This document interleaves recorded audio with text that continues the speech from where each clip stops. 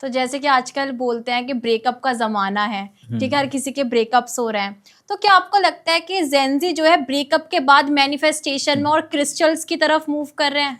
हाँ, और ये गलत बात है। एक्चुअली क्या होता है ना, डेस्परेशन बहुत ज्यादा है लोगों के अंदर।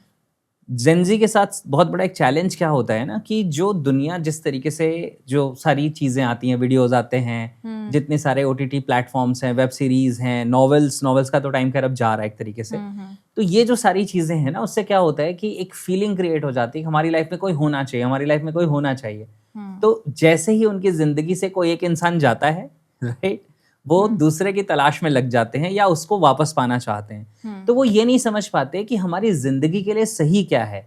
उनका ईगो पॉपअप हो जाता है, अरे ये इंसान मुझे कैसे छोड़ सकता है, ये इंसान कैसे चला गया जिंदगी से, हमारे साथ ऐसा कैसे हो सकता है। तो अब तो मुझे यही वापस चाहिए। और उससे पूछ लो वापस आ गया तो करोगे क्या? उसका अचार बनाओगे, उसकी सब्जी बनाओगे, करोगे क्या? सही बात है, ट्रू। और कई बार जिस इंसान को लेके हमें ये लगता है ना कि बस यही इंसान जिंदगी में चाहिए, जब वो मिल जाता है तो ये लगता है बस इसके साथ नहीं जिया जा सकता, इसके अलावा कोई भी और होता तो उसके साथ जी लेते, राइट। तो सोचने की जरूरत ये है ना कि आप इस डेस्परेशन में मत जाओ कि बस मुझे इसे मैनिफेस्ट कर लेना है, इसे मुझे अट्रैक्ट कर लेना है। आप ये सोचो आपकी जिंदगी के लिए सही क्या है, कौन है, और उस पर्टिकुलर पर्सन को या उस पर्टिकुलर सिचुएशन को आपको मैनिफेस्ट करना है, ना कि कोई पर्टिकुलर इंसान है आप उसके पीछे ही पड़ जाओ कि नहीं बस मुझे यही चाहिए, राइट। तो आपकी जिंदगी ज्यादा सही ट्रैक पे आ जाएगी। तो क्या आपको क्या लगता है कि ब्रेकअप के बाद मैनिफेस्टेशन जो है वो सच में काम करती है, फिर बस डिस्ट्रैक्ट होना है उस चीज से, या फिर अपने आप को हील करने के लिए उसको एक बहाने की तरह यूज करते हैं? क्या मैनिफेस्ट करना चाहते हैं लोग ब्रेकअप के बाद, आप बताओ, फिर मैं समझा पाऊंगा कोई आपको। नया पार्टनर, या फिर जो मुझे दुख हुआ है मैं उससे हील कर पाऊं, मैं अच्छी अच्छी चीजें मैनिफेस्ट करूं, कुछ ऐसा। हाँ, तो जनरली होता क्या है ना कि ये लोग एक तरीके से अपने आप को हिप्नोटाइज कर रहे हैं, अपने आप को एक ऐसे जोन में लेके जाने की कोशिश कर रहे हैं जिस जोन में जो उनका पेन था वो किसी तरीके से उस पेन को भूल जाएं, वो नलिफाई कर लें, कुछ ऐसा हो जाए। तो एक्चुअली क्या होता है कि वो इसकी वजह से मैनिफेस्टेशन की तरफ ज़्यादा भागते हैं, ना कि ऐसा होता है कि अब उन्होंने बहुत समझ लिया कि मुझे एक्चुअली ज़िंदगी कैसी चाहिए और वो उस डायरेक्शन में काम करें। इस वजह से लोग इन चीज़ों के पीछे ज़्यादा भागते हैं। तो वो क्या है, बस वो अपने दर्द से पीछा छुड़ाने का एक तरीका है कि बस कुछ और ज़िंदगी में आ जाए जिससे ये दर्द भूल जाए। लेकिन आप सोचो ना कि अगर आप बहुत जल्दी जल्दी स्विच करते रहोगे तो आपकी जिंदगी में कोई भी परमानेंट चीज नहीं आएगी। आप वेल थॉट ऑफ डिसीजन नहीं ले रहे हो, इमोशनली भी बहुत डैमेज हो जाओगे। जैसे मैं एग्जांपल देता हूँ, सपोज करो कि आज आप एक जॉब कर रहे हो, आपको आज फील हुआ नहीं यार ये जॉब मेरे लिए अच्छी नहीं है, और आप क्या करते हो, जॉब स्विच करके तुरंत कोई दूसरी जॉब ज्वाइन कर लेते हो बिना ये सोचे कि ये जॉब में क्या वाकई में वो चीजें हैं जो मुझे चाहिए थी। और अगर आपने बिना सोचे कर लिया तो आप ऐसे कितनी बार जॉब स्विच करते जाओगे और इसमें होगा क्या, आपकी जिंदगी का बहुत सारा टाइम चला जाएगा। आप किसी भी चीज के किसी भी फील्ड के डोमेन में एक्सपर्ट नहीं हो पाओगे। तो यही लोगों के साथ होता है, जब वो एक जगह हर्ट होते हैं और मैनिफेस्टेशन के पीछे भागते हैं तो मुझे आज ये मिल जाए, वो मिल जाए, मेरे दर्द से पीछा छूट जाए, लेकिन वो ये नहीं सोच पाते कि जिंदगी के लिए जरूरी क्या है, सही क्या है। राइट, वो इसी चीज की इसी रेस में एक सर्कल में फंस जाते हैं, वही लूप। बिल्कुल एग्जैक्टली। यस, आजकल मूव ऑन बहुत सुना है ना कि ओ लेट्स ब्रो मूव ऑन। तो ये जो मूव ऑन है इसका रियल मीनिंग आपके अकॉर्डिंगली क्या है, कि किसी को भूल जाना है या फिर एनर्जी शिफ्ट कर लेना? एक्चुअली क्या होता है ना, जब लोग मूव ऑन करने की बात करते हैं तो उनका होता ये कि एक इंसान से मन भर गया। एक्चुअली मन भी नहीं भरता, होता क्या है, उसके साथ जो नयापन मिल रहा था वो खत्म हो चुका है। यस, स्पार्क नहीं रहता है।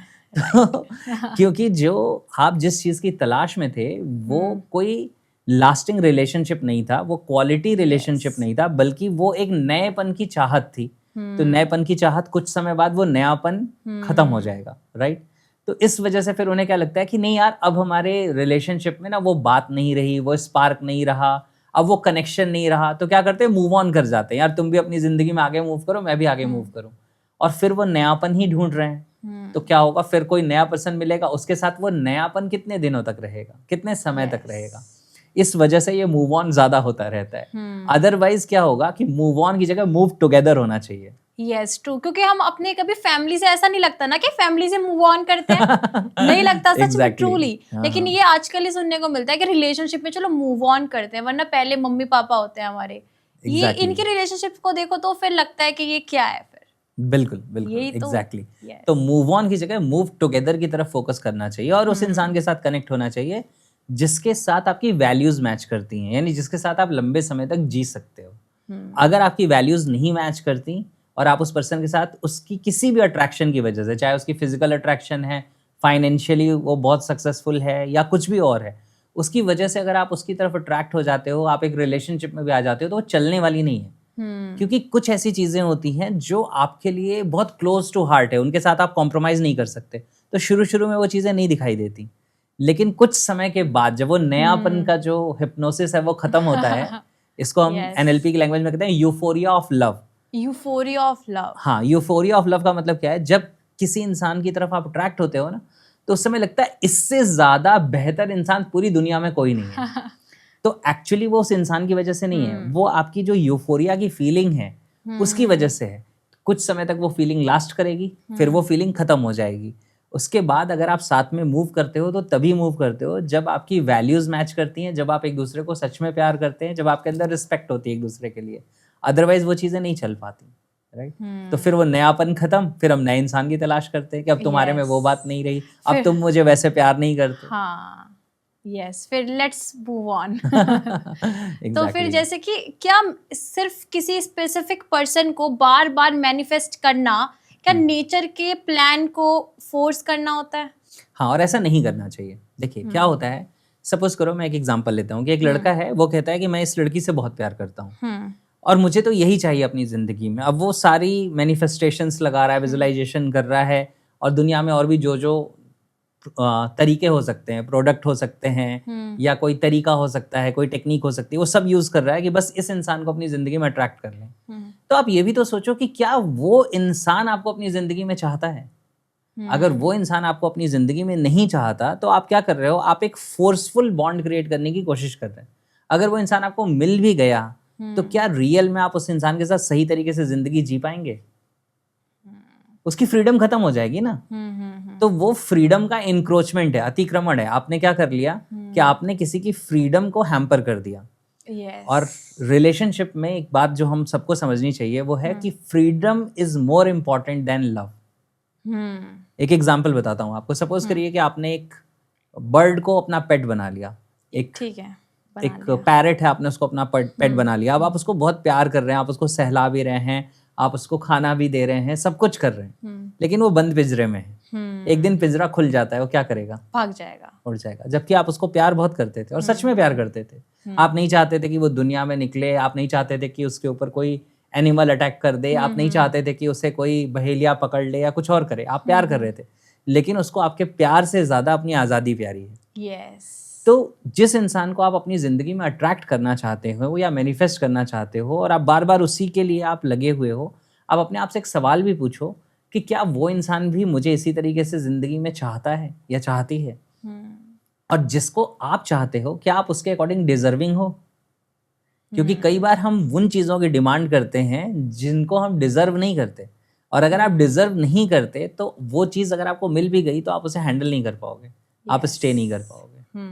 आपने स्पिरिचुअलिटी के बारे में बहुत सुना होगा, आज के स्पिरिचुअलिटी बहुत ज़्यादा चल रही है, लेकिन मैं आपसे सुनना चाहूँगी क्योंकि आपको इतनी नॉलेज है, ठीक है, इस साइंस को लेकर। तो जो आजकल जो ये स्पिरिचुअलिटी चल रही है, लोग जब इसको स्टार्ट करते हैं, जब या तो वो ब्रेकअप से निकले हों या वो किसी अपनी लाइफ के बहुत ज़्यादा कन्फ्यूज़न में हो, करियर को लेके किसी भी चीज़ को, तो उन्हें एक ही चीज़ दिखते हैं, स्पिरिचुअलिटी।